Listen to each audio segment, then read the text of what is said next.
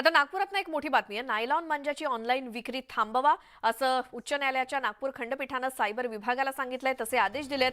काही साइट्सवरती nylon मांजाची online विक्री सुरू आहे आणि ही विक्री ताबडतोब थांबवली पाहिजे असं उच्च न्यायालयानं सांगितलंय नागपूर खंडपीठाच्या सायबर विभागाला। नागपुरातनं मोठी बातमी, नायलॉन मांजाची ऑनलाईन विक्री सुरू आहे। खरं तर नायलॉन मांजाच्या विक्रीवरतीच पूर्णतः बंदी आहे। एकतर दुकानामध्ये जिथे जिथे सापडतोय नायलॉन मांजा त्याच्यावरती कारवाई केली जाते जप्तीची। मात्र ज्या ठिकाणी ऑनलाईन विक्री होतीये तिथे उच्च न्यायालयाच्या नागपूर खंडपीठानं सायबर विभागाला तसे आदेश दिलेत की काही साइट्सवरती नायलॉन मांजाची ऑनलाईन विक्री सुरू आहे ती देखील ताबडतोब थांबवा। यानंतर या बुलेटिनमध्ये आपण पाहूया टॉप 18 न्यूज। ईडीच्या छापेमारीवरून असलम शेख यांनी केलेल्या टीकेला भाजप प्रदेशाध्यक्ष चंद्रशेखर बावनकुळे यांनी उत्तर दिलंय। तपास यंत्रणा कधीही जात धर्म बघत नाही, पुराव्याशिवाय छापेमारी केली जात नाही, त्यामुळे कर नाही तर डर कशाला असं प्रत्युत्तर चंद्रशेखर बावनकुळे यांनी दिलं। तपास यंत्रणा कधी कुठलाही जात धर्म बघत नाही। तपास यंत्रणाकडे जोपर्यंत माहिती असत नाही तोपर्यंत कधी कुणाकडे जात नाही। मला वाटतं एवढं घाबरून जायची गरज काय, डर नाही तर डर कशाला, कशाला एवढा बागुलबुवा करताय। बडनेरा वगळता अमरावती जिल्ह्यामध्ये भाजपचे आमदार निवडून यावेत असं वक्तव्य खासदार नवनीत राणांनी केलं। बडनेरा मतदारसंघामध्ये रवी राणा यांना भाजपचा पाठिंबा मिळावा असं अप्रत्यक्षपणे नवनीत राणांनी सांगितलं।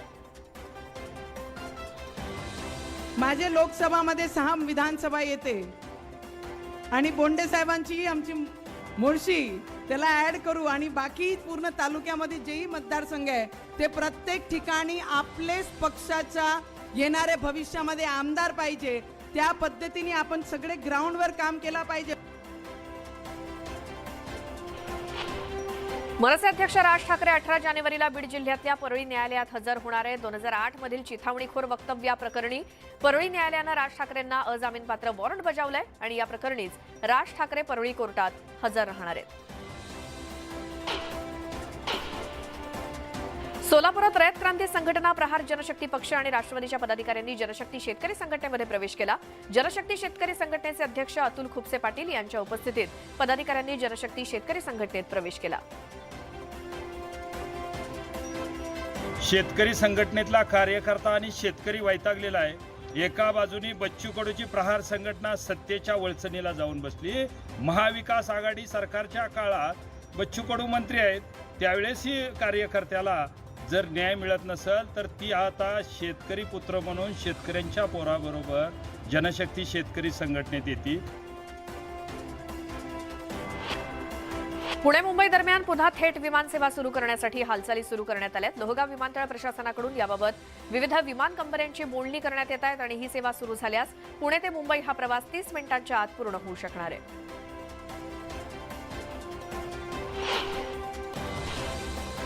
मध्य रेल्वेच्या सोलापूर विभागात लोहमार्गाच्या कामामुळे रेल्वे वाहतुकीवरती परिणाम होणार आहे। निजामाबाद पुणे दौंड भुसावळ या गाड्या आजपासून पुढचे काही दिवस रद्द करण्यात आले। त्याचबरोबर या मार्गावरील काही काळ बदललेल्या मार्गाने त्या रेल्वे धावतील। औरंगाबादमध्ये पोलीस आयुक्तालयापासून हाकेच्या अंतरावरती दारू पिऊन तळीरामांनी सोसायटीच्या वॉचमनला मारहाण केल्याचा प्रकार समोर आला आणि या घटनेनंतर काही काळ तणावाचं वातावरण होतं। औरंगाबाद शहर पोलिसांकडून 2022 या वर्षातील गुन्ह्यांचा वार्षिक अहवाल जाहीर करण्यात आला। या अहवालामध्ये गेल्या वर्षभरात तब्बल 43 खुनाच्या घटना घडल्याची आकडेवारी समोर आली आहे। तसंच खुनाचा प्रयत्न करण्याच्या 48 घटना घडल्याचं सांगण्यात आलंय। मकर संक्रांतीच्या दिवसामध्ये मोठ्या प्रमाणात पतंगबाजी होत असते। नाशिक पोलिसांनी आता एक विशेष मोहीम हाती घेतली आहे। मांजा विक्रेत्यांविरोधात थेट तडीपारीची कारवाई सुरू केली आहे। गेल्या 5 दिवसात जवळपास 16 जणांवरती कारवाई करण्यात आली। पुणे शहरात मागील काही महिन्यांपासून कोयता गँगनं धुमाकूळ घातला होता आणि पुणे पोलीस आयुक्तांनी या प्रकरणाची गंभीर दखल घेतली। अशा घटना घडू नयेत यासाठी विशेष पथकाची नेमणूक करण्यात येणार असल्याची माहिती पोलीस महासंचालक रजनीश शेठ यांनी दिली। कल्याण डोंबिवली महापालिका हद्दीतील अंतर्गत रस्त्यांची चाळण झाली आहे। पावसाळा संपल्यानंतर प्रशासनाकडून खड्डे बुजवले जातील असं नागरिकांना वाटत होतं, मात्र तरी देखील खड्डे बुजवले गेले नाहीत। त्यामुळे खड्ड्यांसाठी मिळालेल्या 15 कोटींचं काय केलं असा सवाल केला जातोय। 15.15 कोटी रुपये खर्च केलेला नाही। 15.15 कोटीच्या रकमेचे प्रस्ताव तयार करण्यात आलेले होते.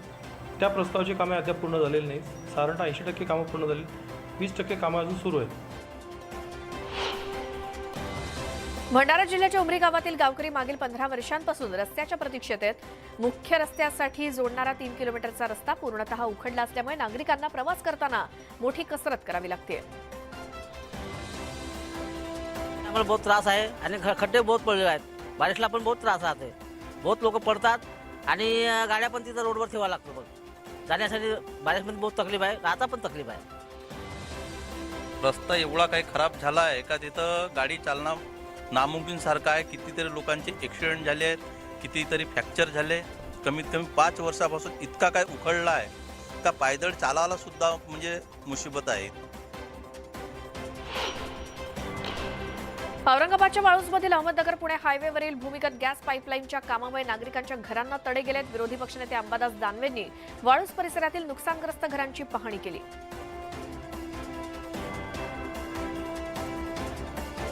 की मी लय वेळेस म्हणलं पाईपलाईनवाल्याला की तुम्ही त्याची दक्षता घ्या आणि याचं काम दिवसा करा, पण त्यांनी काही ऐकलं नव्हतं. मग आमची मागणी अशी आहे की आमची भरपाई नुकसान भरून द्यावं त्यांनी, आमचं एवढीच अपेक्षा आहे. ज्या नागरिकांचं नुकसान झालेलं आहे, जी कंपनी काम करते त्याची परवानगी वगैरे मला तर काही माहिती नाही. तो जनतेसाठी काम होतं एवढं जरी निश्चित असलं तरी दुसऱ्या जनतेचं नुकसान झालं नाही पाहिजे. म्हणून जे नुकसान झालेलं आहे त्या नुकसान भरपाईपोटी कंपनीला आपण विनंती केलेली आहे. कारण सर्वसामान्य माणसाचं नुकसान सुद्धा होता कामा नये. उत्तर प्रदेशच्या उन्नावमध्ये गॅस पाईपलाईन फुटल्यामुळे एकच खळबळ माजली. वेगानं गॅस लीक होत असल्यामुळे परिसरातील नागरिकांनी पळ काढला. तातडीनं इथला वीज पुरवठा खंडित करण्यात आला.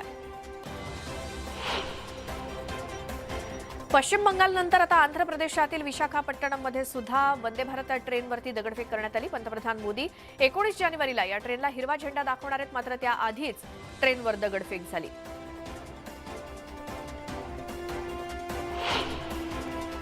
पंजाबच्या कपूरथला इथे भरधाव कारनं दुचाकीला जोरदार धडक दिली. या दुचाकीवरील 2 जण जखमी झाले असून अपघाताचा थरार सीसीटीव्हीत कैद झाला. उत्तराखंड इथल्या केदारनाथमध्ये या मोसमातली पहिली बर्फवृष्टी झाली. बर्फवृष्टीमुळे इथे सुरू असलेलं नूतनीकरणाचं काम थांबवण्यात आलंय. तापमानाचा पारा अगदी कमी झाल्यामुळे इथल्या कामगारांना सुरक्षित ठिकाणी हलवण्यात आलंय.